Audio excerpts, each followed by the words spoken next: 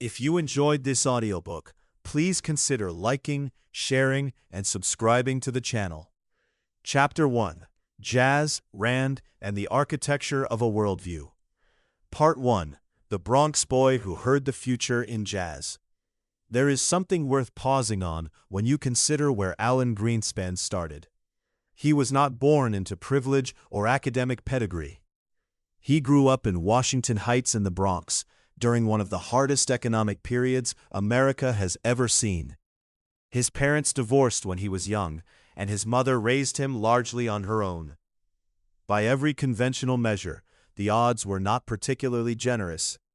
Yet something in that environment, or perhaps despite it, produced a mind with an unusual gift: the ability to detect patterns where others saw only noise. What made young Greenspan different was not ambition alone. It was the way he processed the world around him. As a teenager, he was drawn deeply into jazz, not just as a fan, but as a working musician. He played clarinet and tenor saxophone well enough to tour briefly with a professional dance band. To most people, jazz is pleasure. To Greenspan, it appears to have been something closer to training. Sebastian Mallaby makes a compelling case for this in his biography. Jazz at its core is a discipline of real-time problem-solving. A musician cannot stop the song to recalculate. The tempo keeps moving, the other players keep responding, and you must make decisions on the fly while holding the underlying structure of the piece in your head simultaneously. Think about what that actually requires. You are reading the room, adjusting to shifting inputs, and making calculated choices under genuine uncertainty, all within seconds. That is not so different from what a central banker does when inflation signals are mixed, employment data is contradictory, and financial markets are reacting faster than any model predicted. Greenspan would spend decades doing exactly this at the Federal Reserve, and Mallaby suggests the mental muscle for it was being built in rehearsal rooms and ballrooms long before he ever set foot in Washington. This is what makes the jazz chapter of his life more than a charming biographical footnote. It points to something real about how expertise develops. The economist who would later be called the Maestro, a nickname itself borrowed from the world of music, had quietly been practicing the core cognitive skills of his future profession without knowing it. The ability to hold complexity without collapsing it into false simplicity, to act without complete information, and to remain calm while patterns shift beneath you. These were not learned from textbooks. Part 2: Ayn Rand's Salon and the Gospel of Rational Self-Interest. Jazz trained Greenspan to think on his feet, but another force was shaping something deeper: his beliefs about how the world should work. In the 1950s, a quiet, serious young economist began showing up regularly at an apartment on East 36th Street in Manhattan. The host was Ayn Rand, the Russian-born novelist and philosopher whose ideas were rapidly gaining a devoted following among a certain kind of American intellectual. The group that gathered there called themselves, with some irony, the Collective. Greenspan fit right in, though Rand noticed something distinct about him. She nicknamed him the Undertaker, not as an insult, but as an observation.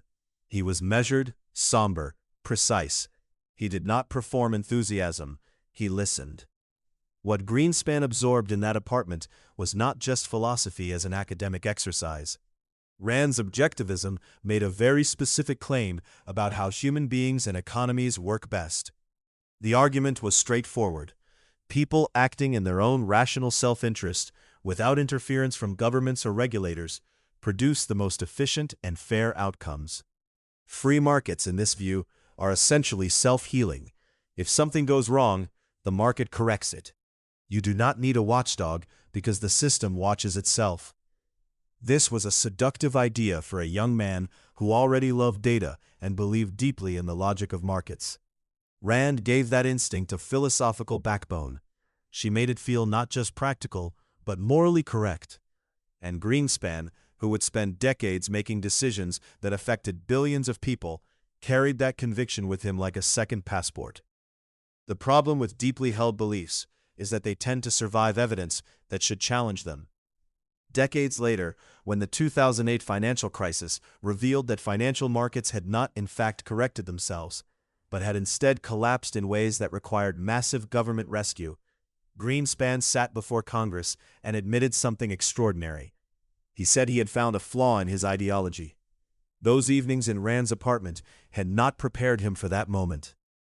Part 3. Statistics as Poetry.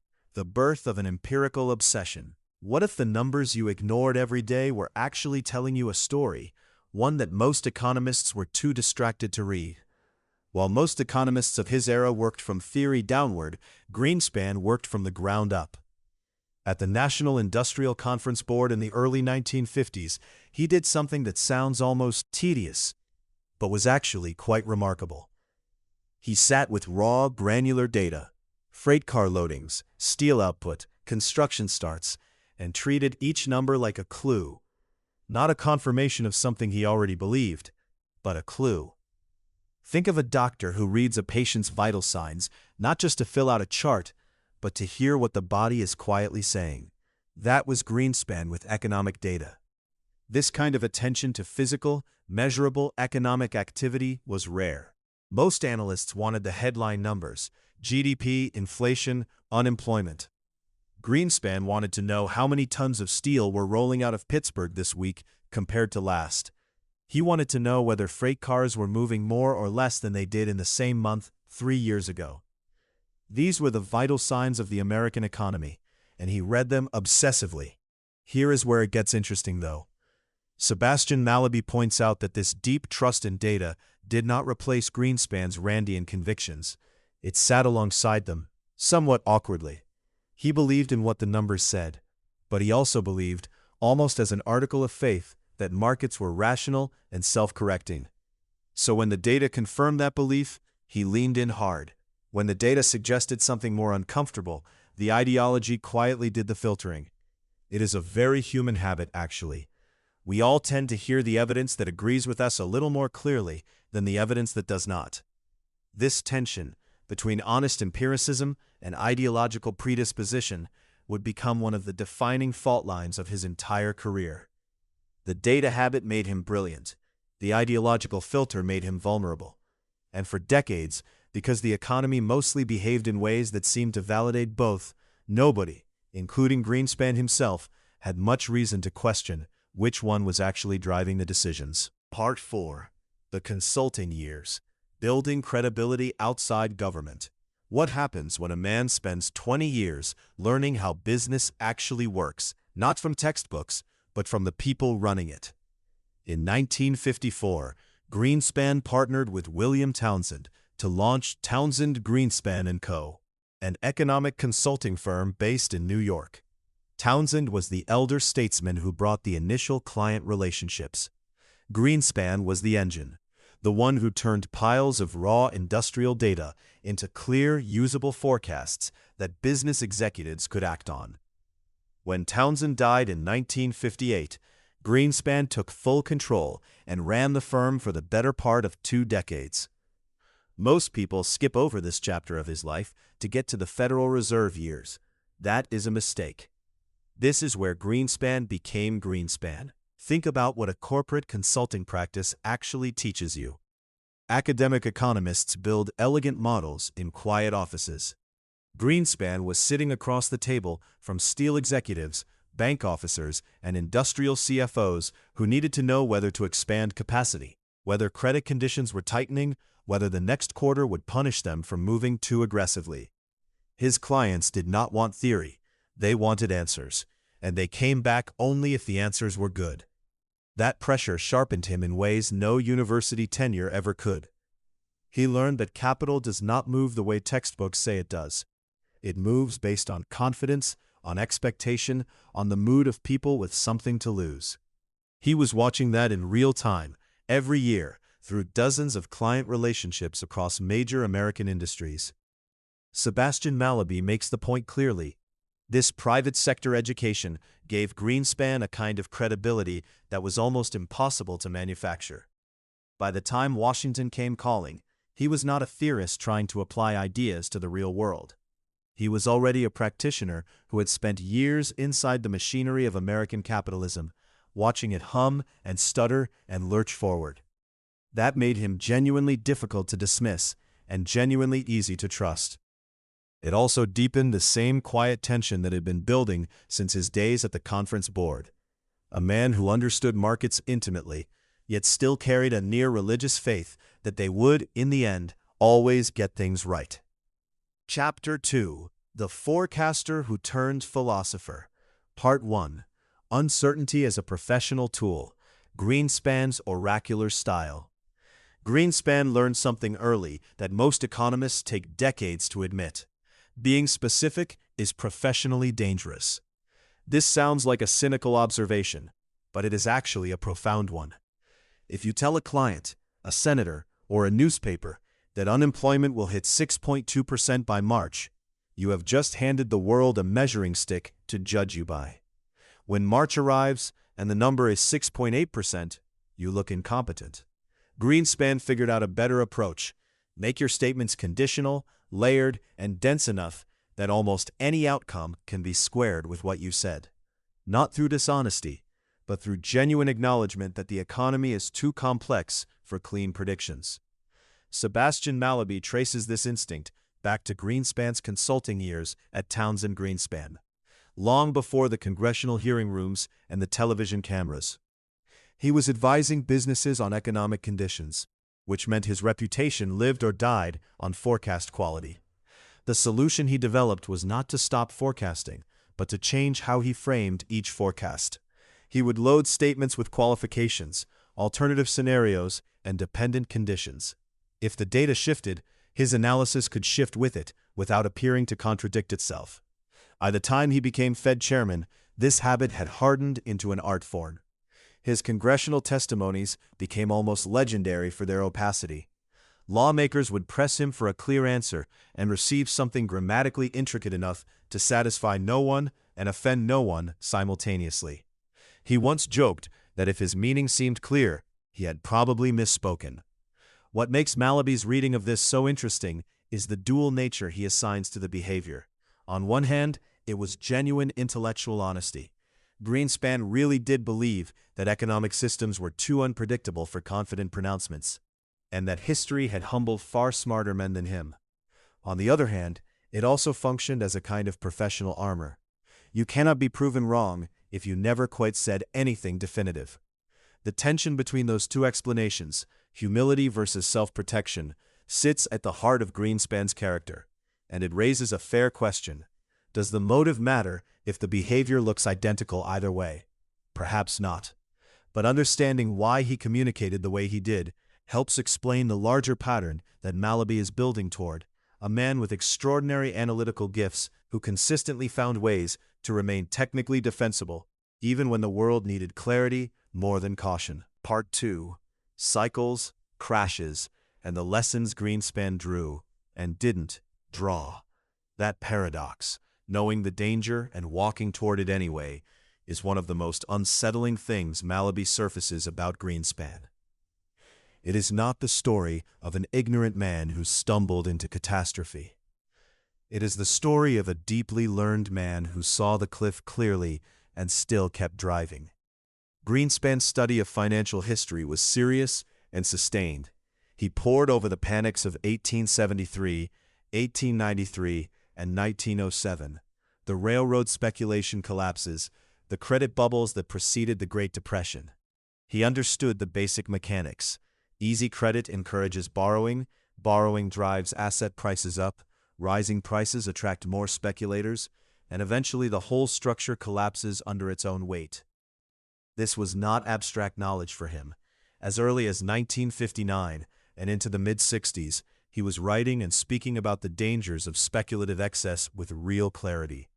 He understood that financial systems were fragile in ways that mainstream economists often underestimated. What makes Mallaby's account so compelling here is the sheer gap between what Greenspan understood intellectually and what he tolerated and sometimes encouraged in practice. Think of it like a doctor who has spent years studying the effects of a poor diet, writes papers on cardiovascular risk, lectures colleagues on the subject, and then goes home and eats badly every night. The knowledge is real. The behavior contradicts it completely. That tension is hard to explain away. Part of the explanation lies in how Greenspan weighted competing risks. He feared inflation more than asset bubbles. He trusted markets to self-correct more than historical evidence perhaps warranted. And crucially, as Mallaby shows, he developed a mental habit of believing that the next situation was different enough from past crises to justify a different response. That kind of selective reasoning is common among brilliant people. It allows you to hold a general rule and carve out exceptions until the rule means almost nothing. The result was a man whose written record from the 1960s reads almost like a warning about what he would later permit as Fed chairman. When the dot-com bubble swelled in the late 1990s, Greenspan himself coined the phrase irrational exuberance, and then largely stepped back from acting on that diagnosis. He saw it, he named it, he moved on. That is perhaps the central irony Mallaby wants readers to sit with, because it reframes the entire question of what went wrong in American finance. The failure was not one of knowledge. It was something harder to fix than that. Part 3. The Nixon Years. A philosopher learns to play politics. What happens to a man's principles when power is finally within reach? The answer, in Greenspan's case, is more complicated than simple compromise. By the time Richard Nixon's 1968 presidential campaign was looking for economic advisors, Greenspan had built a clear ideological identity. He was a free market purist, a devotee of Ayn Rand, and someone who genuinely believed that government interference in prices and wages was not just bad policy, but a kind of economic sin. So when Nixon began drifting toward interventionist economics, you might expect Greenspan to have walked away. He did not. Nixon's wage and price controls, introduced in 1971, represented exactly the kind of government overreach that Greenspan had spent years arguing against in academic papers and client memos. These controls essentially told businesses what they could charge and workers what they could earn, a blunt instrument that most serious economists, left or right, viewed with deep suspicion. Greenspan was privately horrified, yet according to Mallaby, he stayed in the conversation, continued advising, and kept his objections largely behind closed doors. This is the moment that Mallaby treats as something of a turning point in who Greenspan was becoming. It would be easy to read it as hypocrisy, a man selling out his beliefs for access and prestige. But Mallaby offers a more generous and ultimately more persuasive interpretation. Greenspan had concluded that the choice was not between pure principles and dirty compromise. The real choice was between having influence and having none. If he resigned in protest, someone with worse instincts would simply take his seat at the table. Think of it like being the only doctor in a room where bad medical decisions are being made. You can storm out on principle, or you can stay and reduce the harm where you can. Greenspan chose to stay. That choice, repeated across decades and administrations, became the defining pattern of his public life, and the source of both his remarkable longevity and his most damaging blind spots. Part 4. Ford's Washington. Austerity, Inflation, and the Education of a Future Chairman. The stagflation of the mid-1970s was the economic equivalent of a fever that wouldn't break, and no one had a reliable cure. When Greenspan stepped into the Council of Economic Advisors under Gerald Ford in 1974, he inherited one of the most confusing economic environments in modern American history. Inflation was running above 12%. Unemployment was climbing. The standard Keynesian playbook said you fight unemployment by stimulating spending, and you fight inflation by pulling back. But both problems were happening at once, which meant every policy move felt like treating a burn with fire. The old tools simply did not work the way the textbooks said they should. Greenspan's instinct was clear. Inflation was the greater enemy. He pushed hard for fiscal discipline, cutting government spending, resisting stimulus, accepting that unemployment might rise further before things improved. This was not a popular position inside a White House watching its poll numbers fall. Ford's famous Win campaign, Whip Inflation Now, captured the political mood, but the real economic work happening behind closed doors was grimmer and more contested than any campaign button suggested. What this period did for Greenspan was harden his convictions in a way that abstract theory never could. He had watched inflation erode real wages, distort business investment, and corrode public trust in institutions. That experience lodged itself permanently. Years later, when he sat in the Fed chairman's seat and faced pressure to loosen monetary policy, his Ford-era instincts were never far from the surface. The economist who lived through 1974 never forgot what runaway prices actually felt like on the ground. His relationship with Ford was genuinely warm. Ford respected straight talk, and Greenspan provided it. But warmth did not equal power.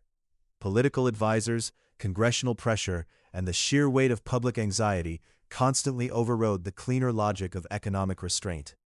Greenspan learned something essential here that no university teaches. Being right on the economics is often the beginning of the argument, not the end of it. The real game was persuasion, timing, and knowing which battles could actually be won. He left Washington in 1977, not defeated, but recalibrated. The idealistic Randian economist who had entered public life with hard-edged convictions had been sanded down by real governance. He understood now that policy was made inside a machine with many moving parts, most of them political. That understanding would prove both his greatest asset and, in later years, a quiet source of his most consequential compromises.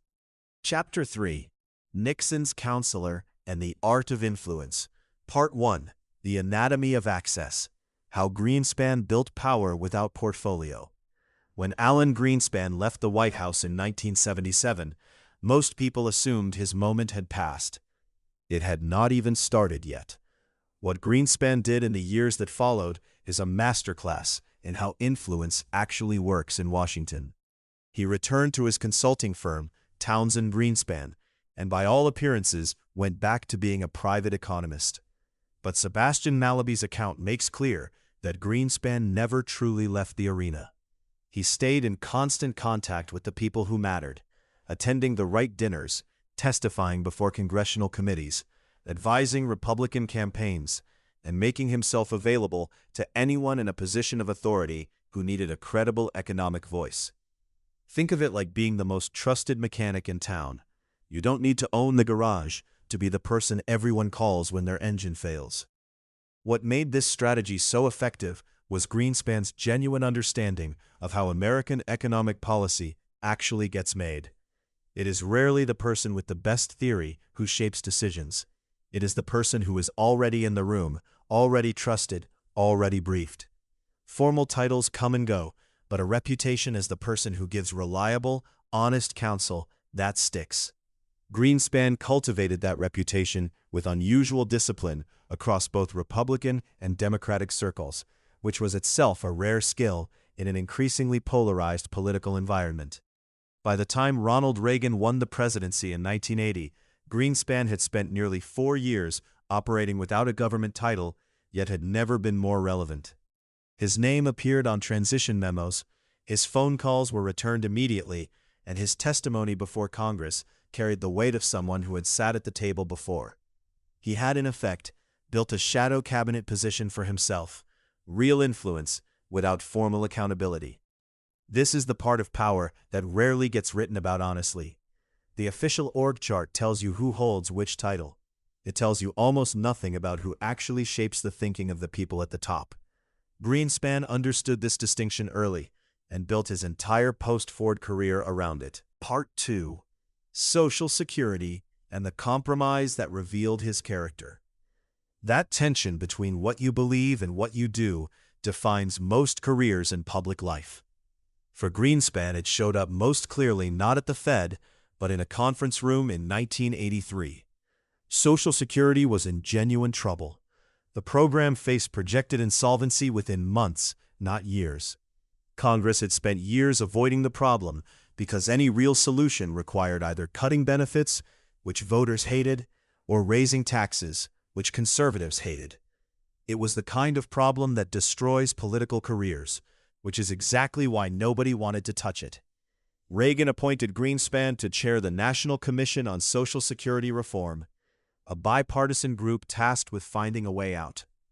Think of it like being handed a grenade and told to make it into a flower arrangement. The commission eventually produced a deal that did both things nobody wanted. It trimmed benefits and raised payroll taxes. It worked. Social Security got its footing again, and the compromise became one of the more durable pieces of domestic policy legislation of that era. Here is the revealing part. Greenspan, a man deeply shaped by Ayn Rand's philosophy and genuinely skeptical of large government entitlement programs, signed off on a payroll tax increase to save a program he privately questioned. This was not a man who had abandoned his beliefs overnight. It was a man who had made a calculation about what mattered more in that moment: his ideological purity or his position as the person who solved the crisis. Sebastian Mallaby treats this episode less as a policy story and more as a window into who Greenspan actually was beneath the technical language and careful testimony. The commission revealed that his hunger to be the indispensable problem solver was at bottom stronger than his libertarian convictions. When the two came into conflict, pragmatism won. Part 3. Reagan's Revolution and the Limits of Ideology in Practice. The pattern that emerged from the Social Security compromise didn't disappear. It deepened. When Ronald Reagan swept into the White House in 1981, Greenspan finally had an administration that spoke his language: free markets, less government, lower taxes. On the surface, this should have been the moment his ideology and his ambitions aligned perfectly. In practice, it was far more complicated than that. Reagan's economic plan, what critics and supporters alike called supply-side economics, rested on a simple but bold argument: cut taxes dramatically, and the resulting economic growth would eventually fill the hole in the budget. Greenspan understood the math well enough to see the problem. The tax cuts were real and immediate. The growth that was supposed to pay for them was theoretical and uncertain. The deficits, meanwhile, were piling up in ways that genuinely alarmed him behind closed doors. Here is where it gets interesting. A man of pure conviction would have said so publicly. Greenspan didn't. He supported Reaganomics in his public statements and congressional testimony, while simultaneously working back channels to push for deficit reduction. He was playing both sides. Not out of dishonesty exactly, but out of a calculated decision that staying inside the tent was worth more than the moral satisfaction of standing outside it, shouting warnings. Think of it this way. Imagine you work for a company whose management is making a decision you think is wrong. You could resign dramatically and write an op-ed. Or you could stay, keep your seat at the table, and quietly push for course corrections from within. Greenspan almost always chose the second option. The question Mallaby forces us to sit with is whether that choice represented wisdom or a slow erosion of something essential. What the Reagan years revealed was that Greenspan's relationship with ideology was fundamentally instrumental. He believed in free markets genuinely, but he believed in his own influence more. And each time he softened a public position to preserve his access, it became slightly easier to do it again. The ideologue who had once written passionate essays for Ayn Rand's newsletter was gradually becoming something different. A man whose primary loyalty was to the institution of his own relevance. By the time Paul Volcker's seat at the Federal Reserve became available in 1987, that transformation was nearly complete. Part 4. The Appointment. How Greenspan beat out the competition for the Fed. When the most powerful economic job in America opened up, the race to fill it was decided long before any formal interviews took place. Paul Volcker had done something genuinely remarkable. He had broken the back of inflation in the early 1980s by raising interest rates to painful levels. Levels that caused a sharp recession but ultimately restored price stability to the American economy. By any measure of economic achievement, his record was hard to argue with. Yet the Reagan White House was done with him, and the reason had little to do with economics. Volcker's problem was simple: he was his own man. He ran the Federal Reserve the way he thought it should be run, and he made no special effort to align his decisions with what the White House wanted to hear. That independence, which most economists would consider a virtue, struck Reagan's inner circle as a political inconvenience. A central bank chairman who might raise rates at the wrong moment, say before an election, was a liability no administration wanted to carry longer than necessary. Greenspan had spent nearly 2 decades making sure no one in Washington would ever say that about him. He had been careful, responsive, and reliably discreet. He understood, perhaps better than anyone in his generation, that influence in Washington is built on trust, and that trust is built on never making the people in power look foolish. This was not cynicism, or at least not only cynicism. It was a calculated understanding of how the system actually worked. What made his appointment significant, as Mallaby carefully shows, is that Greenspan was not simply the politically convenient choice. He was also, by a reasonable assessment, the best qualified person available. He had spent decades studying how the American economy actually functioned, not just in theory, but through the messy, data-heavy work of practical forecasting. He had sat inside government and watched how policy decisions were really made. He knew the Congress, the Treasury, and the markets in a way that few economists of his era could claim. So when Reagan signed off on the appointment in 1987, it was both things at once: a reward for years of careful relationship management and a genuinely sound economic choice. The two facts did not cancel each other out. They simply reflected the reality that getting the top job in American finance required both kinds of excellence, the technical and the political. Greenspan had both, and he had cultivated both deliberately. The question that Mallaby leaves hanging in the air is whether a man who had worked this hard to become indispensable could, once inside the most powerful financial institution in the world, ever afford to be truly independent. Chapter 4: The Maestro Ascendant, Part 1, Black Monday, 1987. A chairman baptized by crisis. 2 months into the most powerful financial job in America, Alan Greenspan faced a day that would have broken a lesser man. October 19, 1987, started like any other Monday on Wall Street. By the closing bell, the Dow Jones had lost 22.6% of its value in a single day. To put that in perspective, the famous 1929 crash that preceded the Great Depression saw the market fall roughly 12% in a day. Black Monday was nearly twice as bad. Traders were pale, phones were ringing off hooks, banks were terrified to lend to each other because nobody knew who was still solvent. Greenspan's response was almost shockingly simple. The Fed issued a one-line statement confirming it stood ready to provide liquidity to the financial system. Then, it backed those words with action, pumping reserves directly into the banking system so that credit kept flowing. That was it. No lengthy press conference, no complex policy package, just a clear signal and immediate follow-through. It worked. The crash did not spiral into a depression. Markets steadied, the economy kept moving, and in those 48 hours, Greenspan learned something profound about the job he now held: that a central bank chairman's words carry enormous weight, sometimes more than the actual policy tools at his disposal. Credibility, delivered calmly under pressure, can stop a panic in its tracks. Sebastian Mallaby identifies this moment as genuinely formative. Greenspan had spent decades as an economist and consultant, but this was different. This was real authority tested under fire, and he passed. It also planted the seed of something more complicated, a pattern that markets quickly noticed. Whenever financial markets fell sharply, the Fed would step in to cushion the blow. Investors eventually gave this pattern a name: the Greenspan put.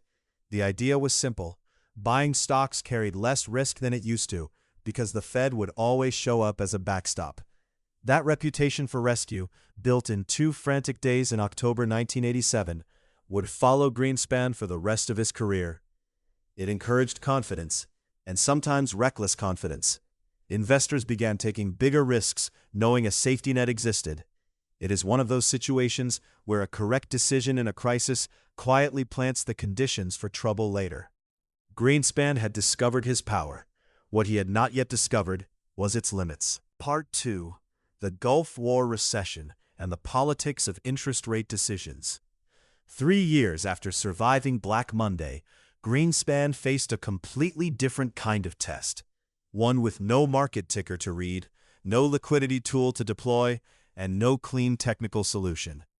This time, The pressure came from the Oval Office itself.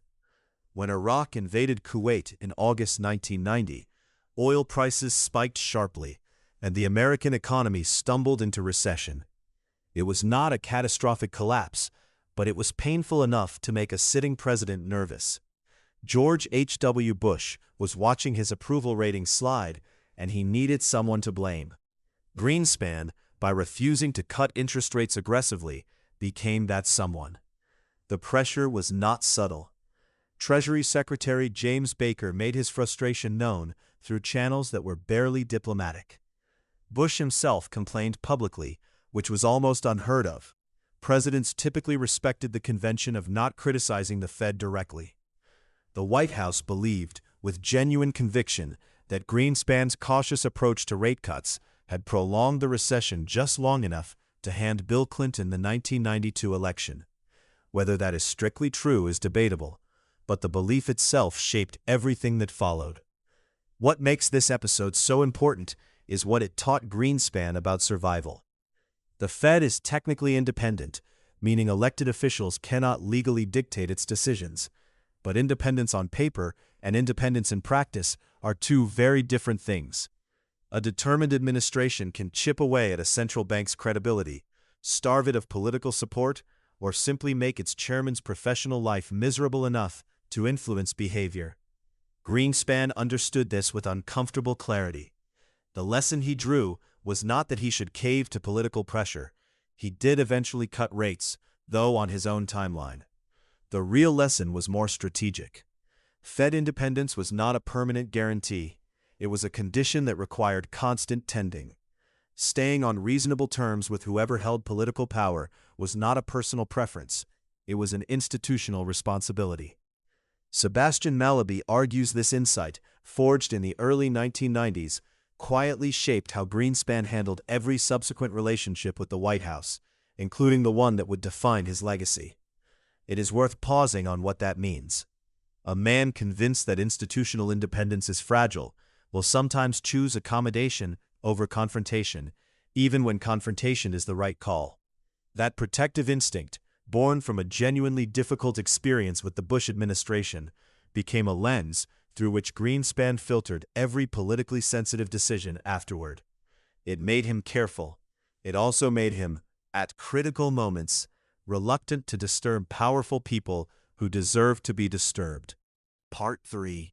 Irrational Exuberance, the famous warning and the inaction that followed.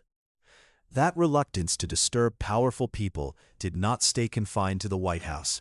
It eventually turned inward, shaping how Greenspan responded even to his own warnings. On December 5, 1996, Alan Greenspan stood before the American Enterprise Institute in Washington and asked a question that stopped markets cold. How do we know when irrational exuberance has unduly escalated asset values? The phrase landed like a thunderclap. By the following morning, stock markets in Tokyo, Frankfurt, and London had dropped sharply.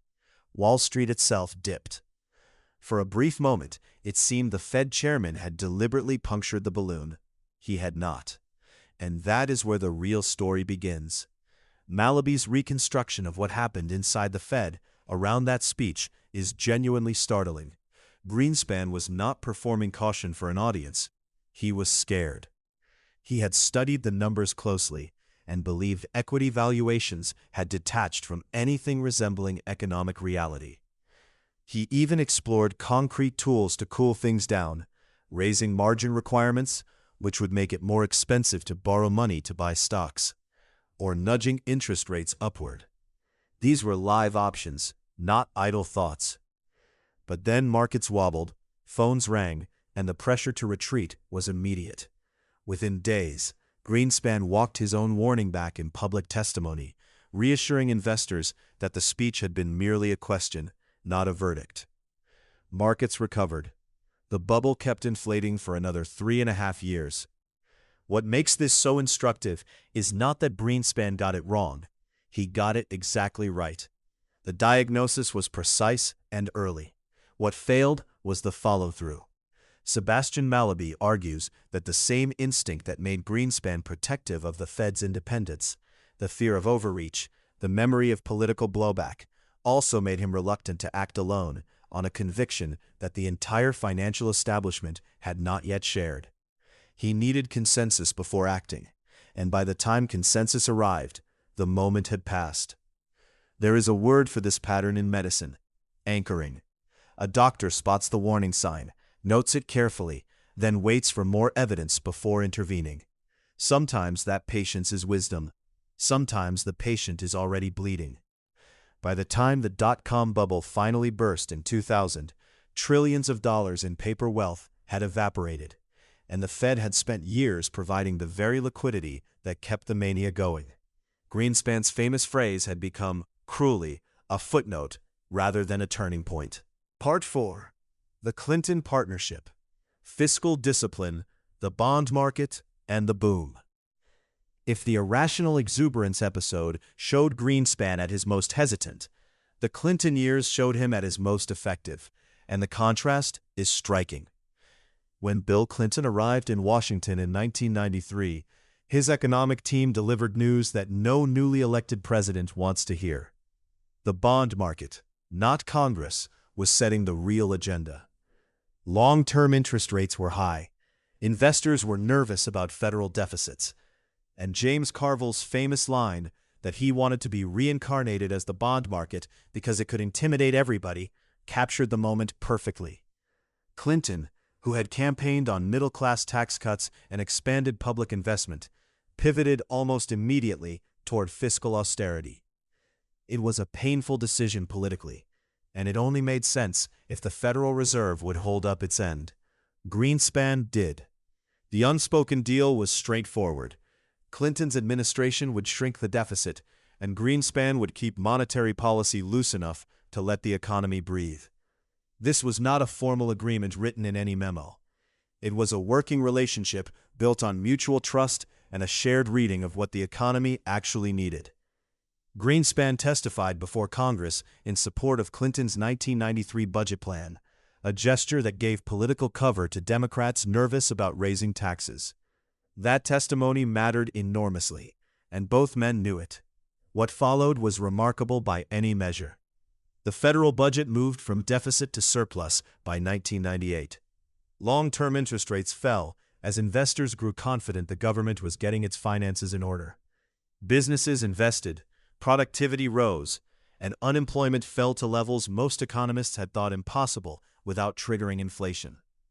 The expansion ran from March 1991 to March 2001, the longest peacetime economic expansion in American recorded history.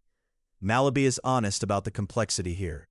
Technology investment, globalization, and genuine productivity improvements in computing all contributed independently of anything Greenspan or Clinton did, but the policy framework they maintained together created the conditions for those forces to operate, without being choked off by high borrowing costs or fiscal instability. Good policy does not create growth from nothing. It stops getting in the way of growth that is already trying to happen.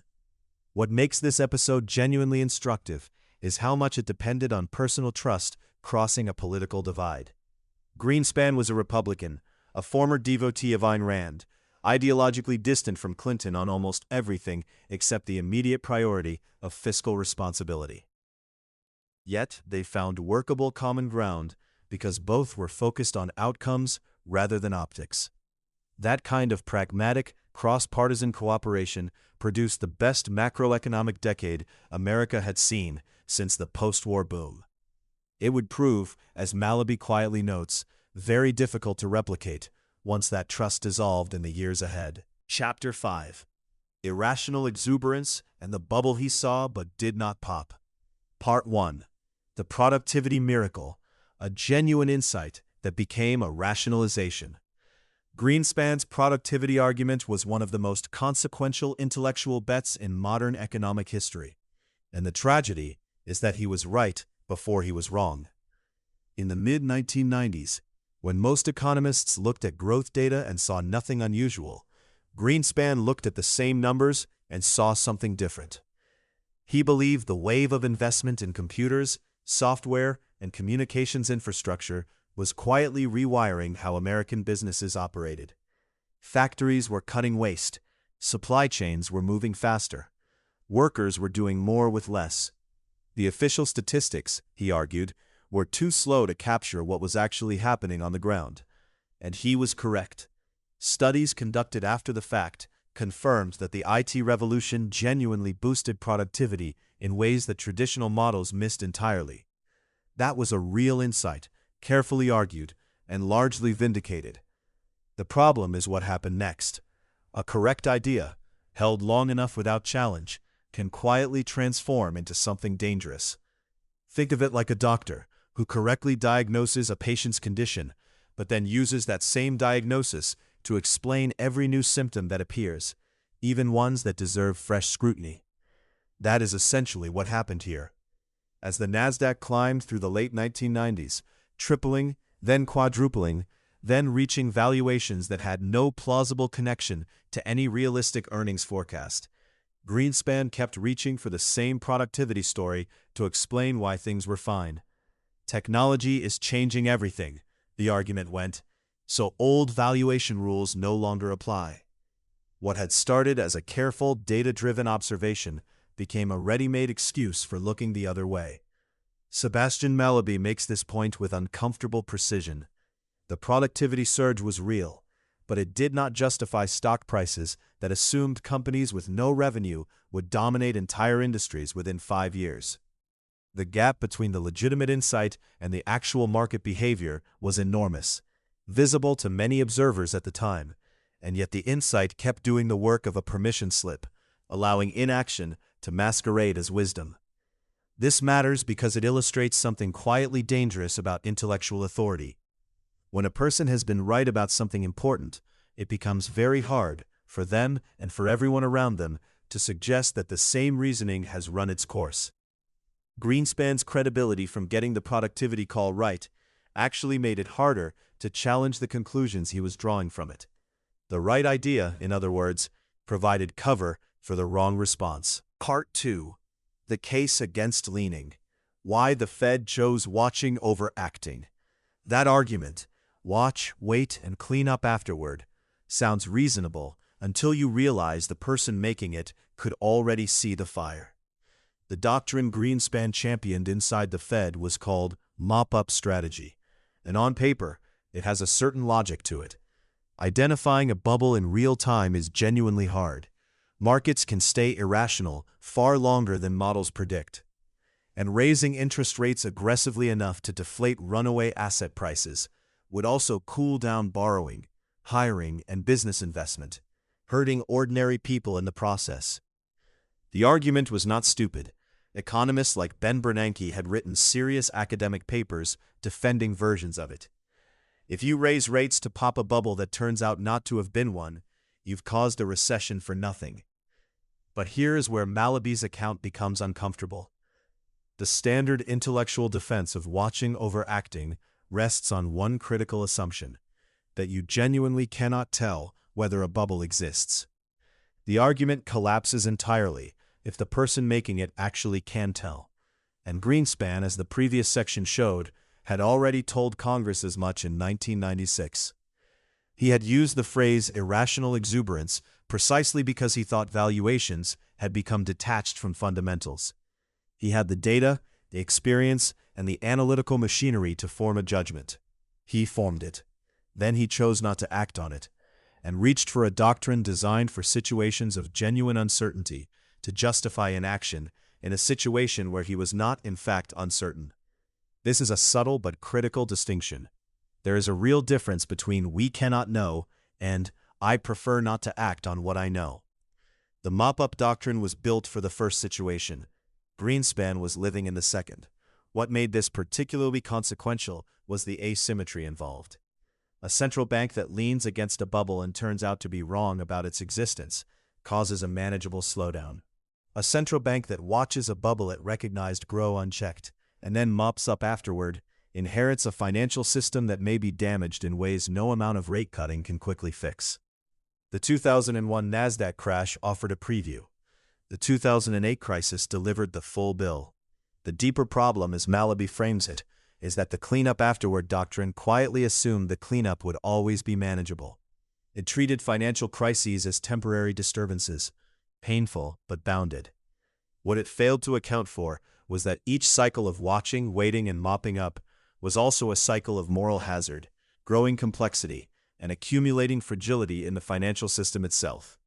The next section shows exactly where that fragility was building most dangerously, and why Greenspan's faith in markets to self-correct made him the last person likely to see it. Part 3. Derivatives, Deregulation, and the Faith in Self-Correcting Markets. Derivatives are not complicated in concept. Think of them as side bets placed on top of real financial assets, contracts whose value depends on how something else moves, whether that's interest rates, currencies, or mortgage payments. The problem was that by the late 1990s, these instruments had grown into a shadow market worth trillions of dollars, sitting largely outside any regulatory framework, with major financial institutions deeply entangled in each other's positions in ways nobody fully understood. Brooksley understood the danger. As chair of the Commodity Futures Trading Commission in the late 1990s, she pushed to study whether derivatives needed oversight.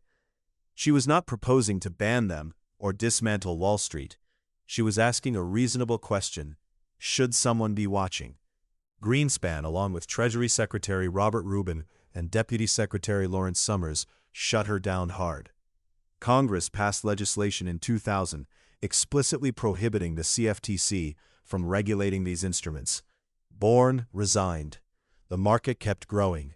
Greenspan's reasoning was not cynical, it was ideological, and that made it more dangerous. He genuinely believed that large financial institutions had powerful reasons to manage their own risks carefully. If they blew up, they lost everything. That fear, he argued, was a better regulator than any government agency. The logic sounds sensible until you add one word: interconnection. When institutions are so tied together that one failure threatens all the others, the calculus changes entirely. Nobody has full incentive to be careful when they know a collective collapse means everyone gets rescued. This is exactly what 2008 demonstrated. AIG did not blow up because it was reckless in isolation. It blew up because it had sold protection on mortgage-related derivatives to nearly every major institution on the planet. When those bets went bad, the damage radiated outward instantly. The system Greenspan trusted to self-correct was in reality a room full of dominoes standing inches apart. What makes this particularly striking is that the evidence against self-correction was already visible before the crisis. The LTCM collapse in 1998 had shown exactly how a single leveraged fund could threaten the entire system. Yet the lesson Greenspan drew was about his own ability to manage crises, not about the structural flaws in the markets he was protecting. His faith in self-correcting markets survived every warning that should have challenged it, and that faith had regulatory consequences that millions of ordinary people would eventually pay for. Part 4. The LTCM Crisis, a warning Greenspan heard and half-heeded. Long-term capital management was not a fly-by-night operation run by reckless gamblers. It was staffed by some of the most credentialed minds in finance, including Myron Scholes and Robert Merton, who had won the Nobel Prize in economics just a year before the fund imploded. Their models were elegant, their logic sound on paper, and their confidence absolute. When the fund collapsed in 1998, losing nearly all of its $4.6 billion in equity within months, it sent a shockwave through Wall Street that threatened to pull major banks down with it. Greenspan saw the danger clearly. He helped coordinate a private rescue, gathering 14 major financial institutions in a room and persuading them to collectively bail out a fund they had all, in different ways, helped create. It worked. The crisis was contained. Markets stabilized, and that, unfortunately, may be precisely where the problem began. Think of it this way. Imagine a building catches fire. You grab a bucket of water and put it out, and you walk away feeling like a skilled firefighter. What you did not do was ask why the building had no sprinkler system, no fire exits, and walls made of paper. The rescue felt like proof of competence. It was also proof that something structural was deeply wrong. Mallaby's reading of this episode is sharp and uncomfortable. The LTCM collapse demonstrated three things with painful clarity: that Nobel-level financial models could be catastrophically wrong about real-world risk, that highly leveraged, interconnected firms could drag the entire system toward collapse, and that the assumption of sophisticated self-regulation was not a theory but a fantasy.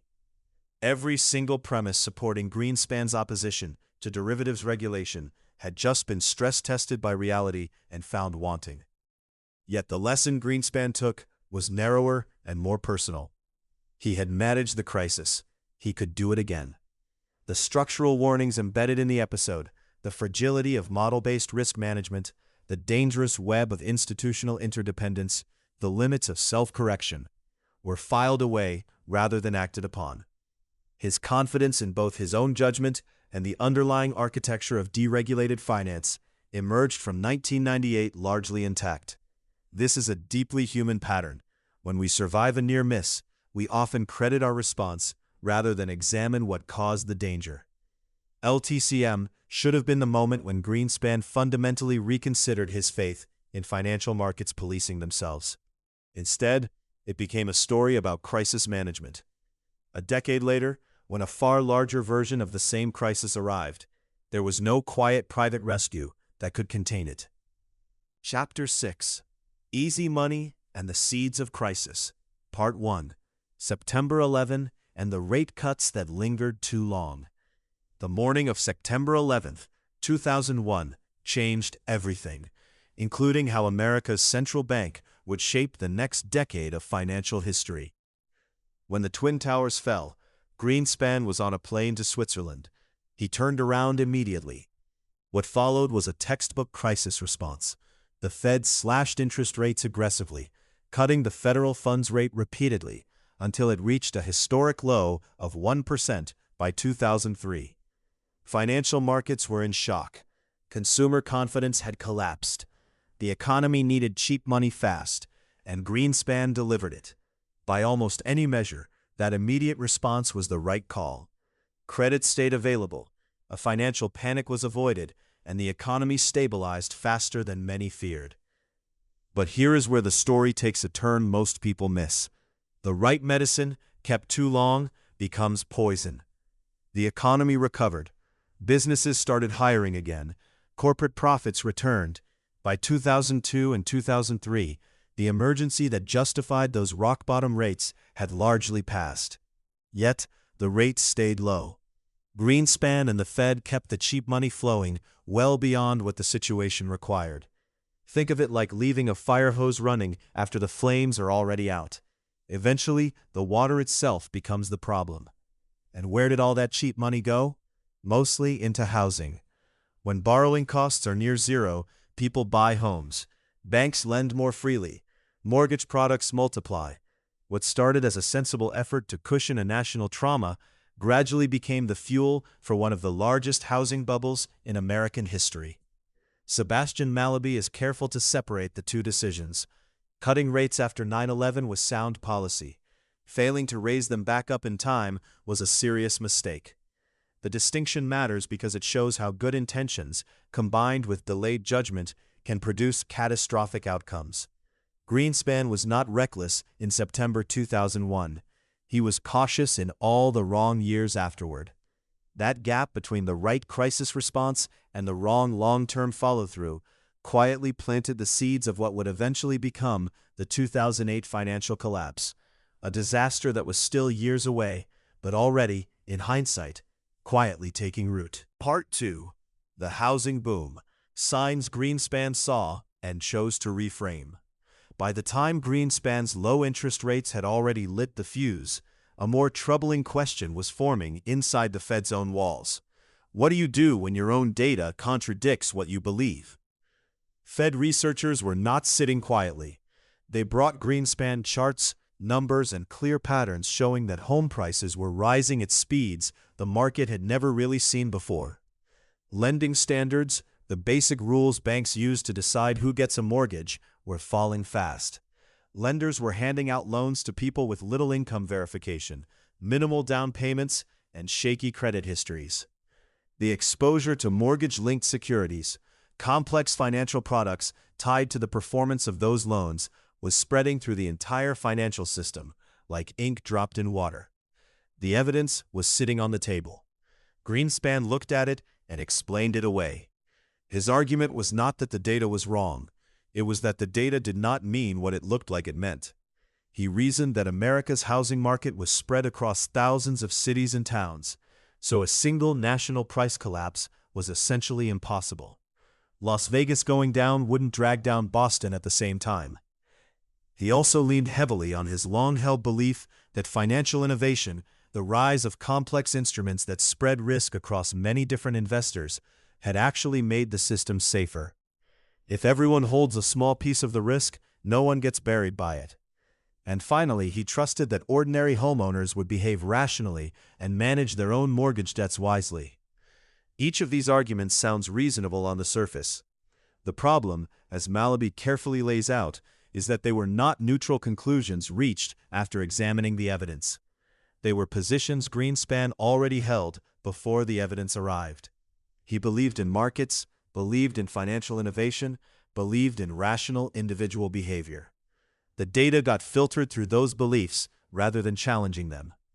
This is what psychologists call motivated reasoning, working backward from a conclusion you're already attached to, finding logic to support it, rather than genuinely weighing the facts. The scary part is that this is not unique to Greenspan. Smart, experienced people do this all the time, especially when their identity is tied to a particular worldview. Greenspan had spent decades building a philosophy around minimal interference in markets. Admitting the housing bubble required him to admit that markets were failing in a very visible, very dangerous way. That was not a small concession. It was an existential challenge to everything he stood for. The result was a man who saw the warning signs clearly enough, described them accurately in internal settings, and then consistently found reasons why they were not worth acting on.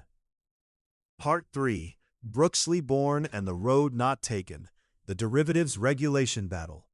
If the housing bubble story is about what Greenspan saw and chose to explain away, the derivatives story is about what he actively fought to keep hidden from regulators entirely. In the late 1990s, a lawyer named Brooksley Born was running the Commodity Futures Trading Commission, a relatively quiet regulatory agency. She started asking a simple question: who is keeping track of over-the-counter derivatives? These were complex financial contracts, bets between banks and institutions made privately, off any official exchange, with no public record and no referee. Bourne thought someone should at least be watching. She proposed that the CFTC explore whether these instruments needed oversight. What followed was not a policy debate, it was a coordinated shutdown. Greenspan, alongside Treasury Secretary Robert Rubin and SEC Chairman Arthur Levitt, moved decisively against her. Congress passed legislation in 2000, the Commodity Futures Modernization Act, that specifically stripped the CFTC of any authority over these products. Bourne resigned. The market for derivatives, including the credit default swaps that would later detonate the financial system, continued growing in the dark. Mallaby is careful not to paint Greenspan as a villain here. He genuinely believed that regulation would introduce inefficiency, discourage innovation, and ultimately harm the financial system. That belief was sincere, but sincerity does not protect against consequences. By 2008, the derivatives market had grown to a notional value exceeding $680 trillion, with interconnections so complex that no single institution fully understood its own exposure. When mortgage defaults started rising, those hidden contracts began triggering losses that cascaded across the entire system. The painful irony is that Bourne's original proposal was modest. She was not asking to ban derivatives. She was asking for transparency, basic reporting, basic oversight. Had that existed, regulators would at least have known where the risks were concentrated. Instead, the system accumulated pressure for nearly a decade with no gauge and no release valve. The 2008 crisis did not come from nowhere. It came in significant part from a door that was deliberately locked and a key that was deliberately thrown away. Part 4. Greenspan's Testimony and the Accumulation of Moral Authority. What happens when a person becomes so trusted that questioning them feels almost rude? That is the trap American finance walked into with Alan Greenspan. By the early 2000s, Greenspan's authority was not just professional, it was cultural. His twice-yearly testimonies before Congress under the Humphrey Hawkins legislation had stopped being routine oversight hearings. They had become performances. Markets would move within minutes of him speaking. Financial journalists developed an entire cottage industry around parsing his language, looking for meaning in his carefully constructed vagueness. When he said something was irrational exuberance in 1996, the Dow Jones dropped 145 points before he had even finished his speech. Bob Woodward's 2000 biography, simply titled Maestro, cemented this image. Woodward, the same journalist who brought down a president, was essentially writing a tribute. The book painted Greenspan as the indispensable steward of American prosperity, the one man whose judgment stood between order and chaos. It was flattering, widely read, and deeply consequential, because it made criticism of Greenspan feel almost unreasonable. This is what Sebastian Mallaby identifies as the real danger. Credibility, in large enough quantities, stops functioning as a check on bad decisions and starts functioning as a shield against scrutiny. Senators who might have pressed Greenspan on housing risks instead lobbed soft questions and thanked him for his service. Economists inside and outside the Fed who were growing uneasy about rising home prices and deteriorating loan quality hesitated to say so publicly. When you disagree with the maestro, you carry the burden of proof. Most people chose silence. There is a documented example worth noting here. Edward Gramlich, a Fed governor who served under Greenspan, quietly raised concerns about predatory subprime lending as early as 2000. He brought his concerns directly to Greenspan privately rather than forcing a public debate. Greenspan declined to act. Gramlich later admitted he had not pushed harder because of the institutional dynamics around Greenspan's authority. He said so on the record before his death in 2007, 1 year before the crisis his warnings might have helped prevent. That story says everything. The problem was not just that Greenspan had influence. The problem was that his influence had grown so large it actually suppressed the normal functioning of disagreement and debate, the very mechanisms that should catch errors before they become catastrophes. Authority without accountability does not produce wisdom, it produces silence, and silence, as the derivatives battle already showed, can be extraordinarily expensive. Chapter 7. The Flaw. How a Brilliant Mind Missed the Warning Signs. Part 1. October 2008. I Found a Flaw. The Congressional Testimony That Defined a Legacy. By October 2008, the American financial system was in free fall, and the man who had guided its rise for nearly 2 decades sat before Congress with something rare in Washington: an admission of being wrong. When Congressman Henry Waxman pressed Alan Greenspan to explain why he had consistently blocked efforts to regulate derivatives, Greenspan's answer stunned the room. He told the committee that he had found a flaw in the model he had used to understand how markets and financial institutions actually behave. For a man whose intellectual confidence had shaped American economic policy for 18 years, it was a genuinely extraordinary moment. He wasn't deflecting, he wasn't blaming subordinates. He was saying, simply, that the framework he had trusted had failed him. Sebastian Mallaby, in his biography of Greenspan, handles this moment carefully. He doesn't mock Greenspan for the admission, nor does he treat it as sufficient redemption. What Mallaby argues with quiet precision is that the honesty was real, but the timing was brutal. The signs had been there. The cracks in the model had been visible long before mortgage securities started collapsing. Greenspan's admission was intellectually courageous in the way that a surgeon admitting a mistake after the patient has died is courageous. True, but incomplete. What makes this testimony so important to understand is what it reveals about how even brilliant people can become prisoners of their own frameworks. Greenspan didn't ignore the warning signs out of laziness or corruption. He ignored them because his model told him they couldn't mean what they appeared to mean. That's a far more unsettling story. It tells us that the danger isn't always ignorance. Sometimes it's the confidence that comes from knowing too much within too narrow a set of assumptions. Part 2. The Self-Regulation Doctrine and its Intellectual Foundations. That confidence in self-regulation didn't appear out of nowhere. It was built brick by brick over decades, and each brick seemed reasonable on its own. That's what makes it so worth examining closely. Greenspan's belief that financial markets could police themselves rested on 4 ideas working together. First, that banks and financial firms had strong enough incentives to avoid blowing themselves up. After all, why would any institution knowingly take risks that could destroy it? Second, that shareholders would keep management honest, refusing to allow reckless bets with their money. Third, that the counterparties in any financial deal, the other side of the trade, would demand careful, prudent standards before agreeing to do business. And fourth, that spreading risk across thousands of investors through securitization made the whole system safer, the way spreading your eggs across many baskets protects them. Each of these ideas sounds sensible. In a world with transparent information and aligned incentives, they might even be correct. The problem is that the structured finance revolution of the 1990s and 2000s quietly destroyed the conditions that made these ideas work. Mortgage-backed securities and collateralized debt obligations became so complex that even the people selling them couldn't fully explain what was inside them. Rating agencies stamped AAA ratings on products they barely understood. Shareholders were too far removed from the actual risk-taking to discipline anyone, and counterparties, rather than demanding prudent standards, were themselves caught in the same fog of complexity. Sebastian Mallaby's key insight here is precise and important. The fatal flaw running through every single one of Greenspan's propositions was the same hidden assumption.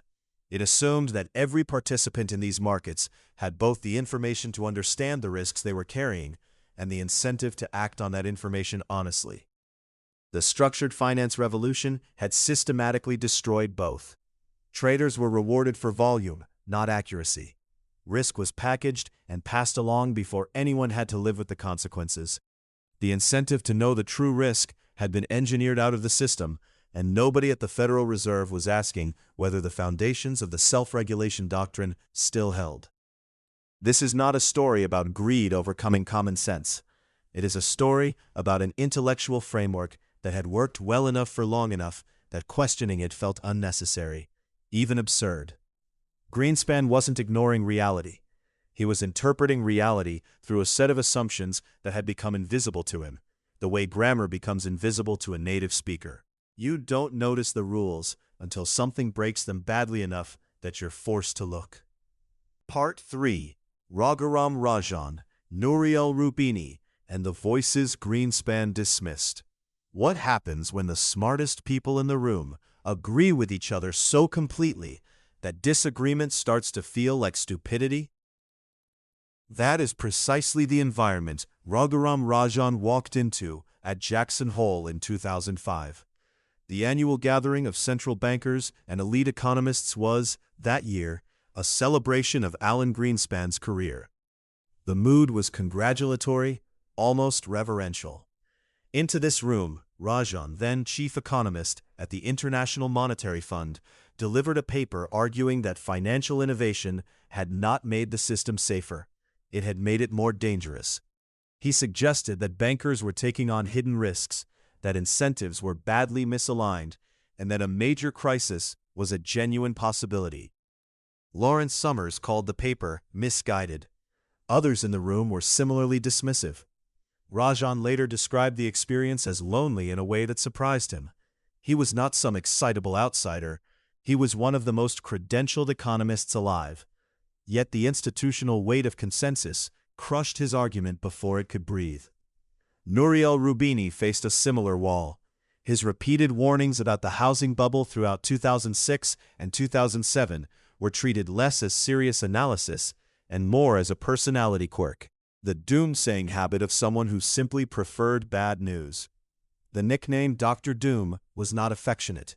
It was a way of filing him away somewhere that did not require engagement. Mallaby's point here is not simply that Rajan and Rubini were right and Greenspan was wrong. The more important observation is about what made the system so hostile to their arguments in the first place. Greenspan's authority had done something subtle but powerful over the years. It had gradually narrowed what counted as serious thinking. If the most respected voice in global finance believed that markets were self-correcting and innovation was broadly beneficial, then disagreeing with that view required not just courage, but a willingness to be professionally marginalized. Most people, quite rationally, chose not to pay that price. This is how intellectual monocultures form, not through conspiracy, but through the quiet, accumulated weight of prestige. When one person's framework dominates long enough, it stops being a framework and starts being the floor beneath everyone's feet. You don't question the floor. You build on it. The tragedy is that the warning signals were not obscure. They were in plain sight, being articulated clearly by serious people with serious credentials. The problem was not a shortage of information. It was a shortage of institutional willingness to treat uncomfortable information as legitimate. And that willingness had been slowly, unintentionally, eroded by the very authority that Greenspan had spent decades building. Part 4. The Limits of Models. When the map became the territory. That gap between what Greenspan said he believed about the limits of knowledge and how he actually behaved when evaluating financial risk is perhaps the most telling contradiction in his entire career. Greenspan had long presented himself as someone who understood that economic systems were too complex to predict with precision. He quoted Ayn Rand, yes, but he also read the data obsessively, adjusted his views constantly, and prided himself on intellectual flexibility. So how did a man so aware of uncertainty end up placing near absolute faith in mathematical models? The answer lies in something psychologists call model capture, the tendency to trust a clean, quantifiable picture of reality more than the messy, ambiguous signals coming from the real world. Value at risk, or VAR, was one of the dominant tools banks used in the years before 2008. It calculated the maximum likely loss on a portfolio over a given period, based on historical price data. It was elegant, it was standardized, and nearly every major financial institution used it. The problem was structural. VAR was built on historical patterns, and the 2008 crisis was, by definition, something that had not happened before in that form. The model literally could not see the risk it was supposed to measure. Nassim Taleb had been warning about exactly this for years. His 2007 book, The Black Swan, described how rare, high-impact events fall outside the predictive range of models built on normal distributions. Taleb was not an obscure voice. He was widely read. But the financial establishment, operating within a culture that Greenspan had helped shape, treated quantitative confidence as sophistication and qualitative concern as unsophistication. This is what Mallaby means when he says the map became the territory. A map is a tool for understanding terrain. The moment you forget it is a simplification, that it leaves things out by design, you stop looking at the actual ground beneath your feet. Greenspan's institutions stopped looking at the ground. They looked at their models, and their models told them everything was manageable. It was not. The deepest irony is that Greenspan had the philosophical vocabulary to know better. He had read enough economic history to understand that financial systems carry hidden fragilities that only reveal themselves under stress. But philosophical humility, it turns out, is easier to hold as an abstract principle than to apply in real time, under pressure, when every quantitative signal is flashing green. Chapter 8. Legacy, Hubris, and the Limits of Knowing. Part 1. What Greenspan Got Right, a Balanced Accounting of 18 Years. It is too easy, in the shadow of 2008, to look back at Alan Greenspan's 18 years at the Federal Reserve and see only failure. But that reading is lazy, and Sebastian Mallaby refuses to indulge it.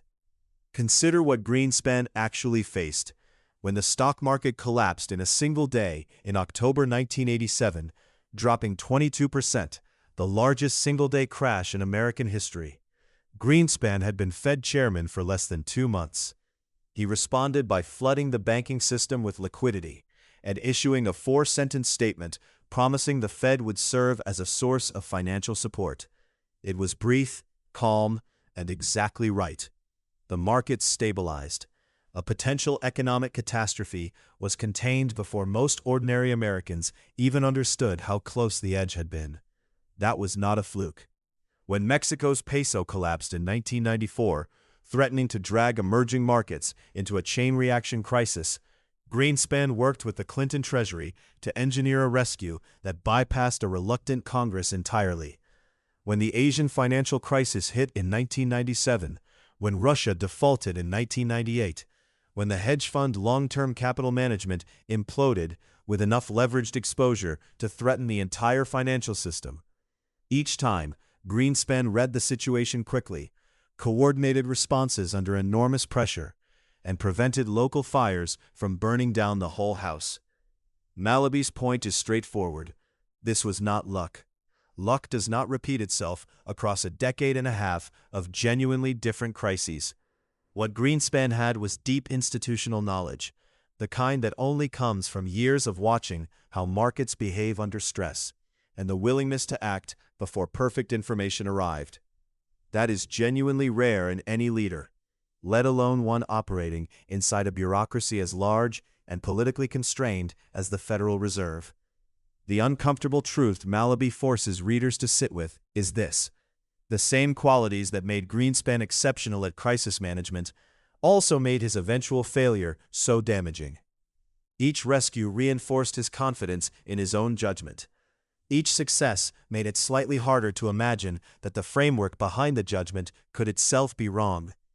By the time the housing bubble was inflating in the early 2000s, Greenspan had 2 decades of being right to draw on. That kind of track record does not make a person more cautious. It makes them less. This is the real tragedy Mallaby documents. Not incompetence, but the slow corruption of confidence into certainty. Greenspan was genuinely skilled. The problem is that skill, repeated often enough without serious failure, eventually stops feeling like skill and starts feeling like truth. Part 2. The Paradox of the Man Who Knew, Knowledge Without Wisdom. There is something quietly disturbing about a person who can describe a fire in perfect detail, yet watch a building burn. That is essentially what Mallaby asks us to sit with when we consider Greenspan's relationship with knowledge. This was not a man who failed to see the danger. He had spent decades absorbing the lessons of financial history. He knew Walter Bagehot's warnings about how lending manias end.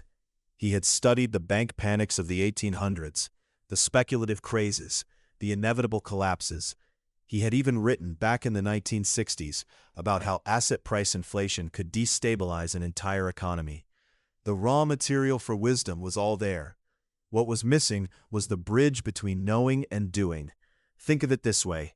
You can know that sugar is bad for you. You can understand the biology, read the studies, and explain insulin resistance to anyone who asks, and still reach for the cake.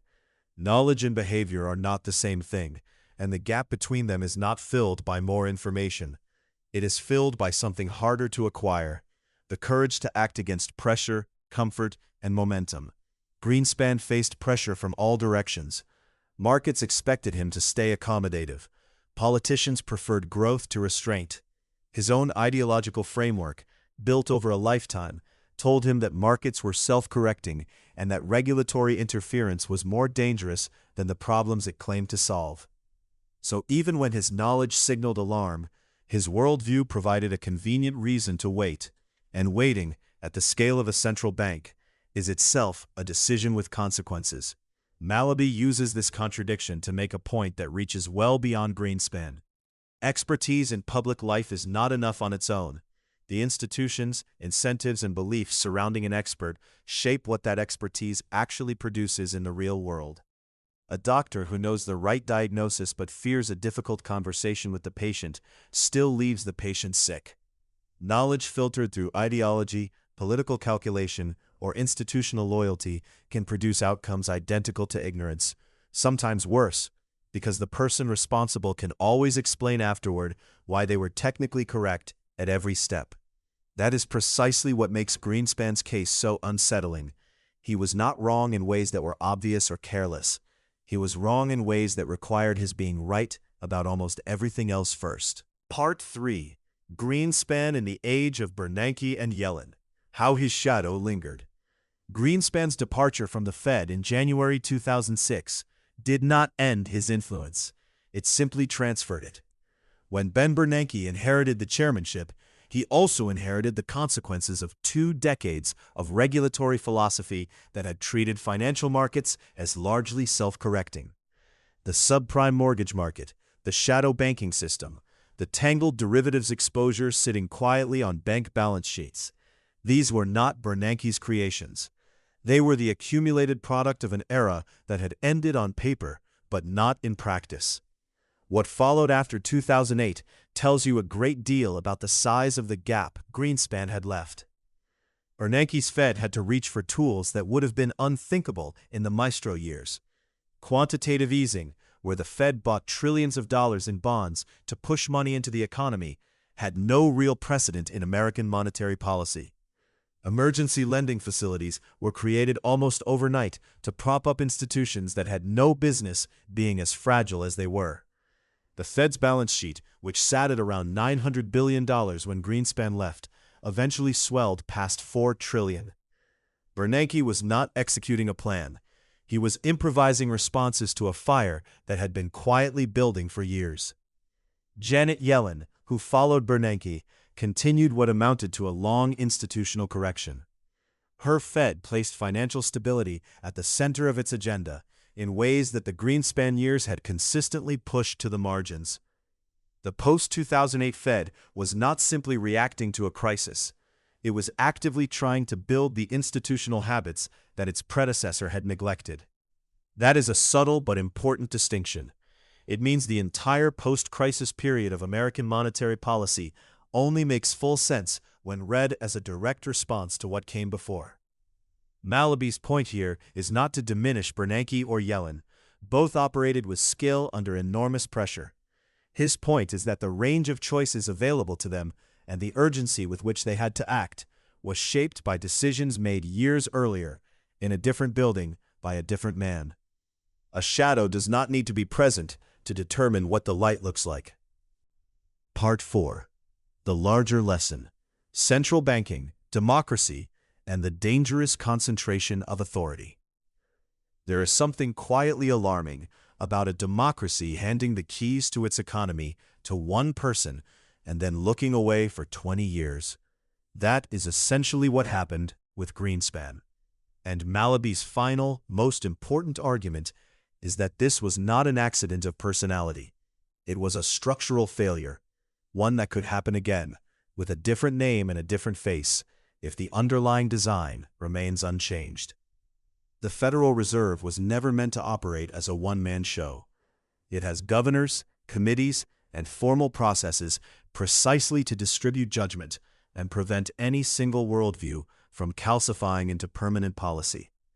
Yet the cult of the Maestro effectively bypassed all of that. When Greenspan spoke, markets moved. When Greenspan doubted, the committee doubted. The institution's collective intelligence was slowly replaced by deference to one man's instincts. What made this particularly dangerous was that Congress let it happen. Elected officials, the people actually accountable to voters, repeatedly chose to applaud rather than interrogate. Asking Greenspan hard questions in public hearings became almost socially unacceptable, like challenging a priest at the altar. That abdication mattered enormously. Democratic oversight of central banking is not bureaucratic inconvenience. It is the mechanism through which a society checks whether the assumptions embedded in monetary and regulatory policy still reflect reality. When that mechanism stops working, errors do not get caught early. They compound quietly until they explode.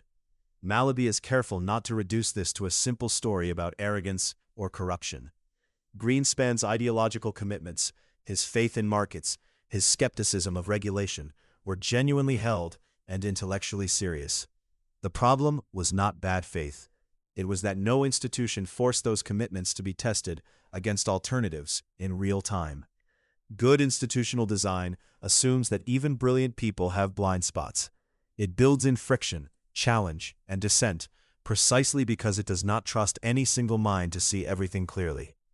The deeper lesson Mallaby offers is one that extends far beyond central banking. In an age increasingly drawn to the idea of expert rule, of placing complex technical decisions in the hands of smart, credentialed individuals and trusting them to get it right, Greenspan's career stands as a documented warning. Expertise is genuinely valuable, but it is not a substitute for accountability. The two must work together. When societies mistake competence for infallibility and stop asking hard questions of the people managing their most consequential institutions, they do not get better outcomes, they get larger mistakes, made with greater confidence, over longer periods of time, with no one positioned to call them out before the damage is done.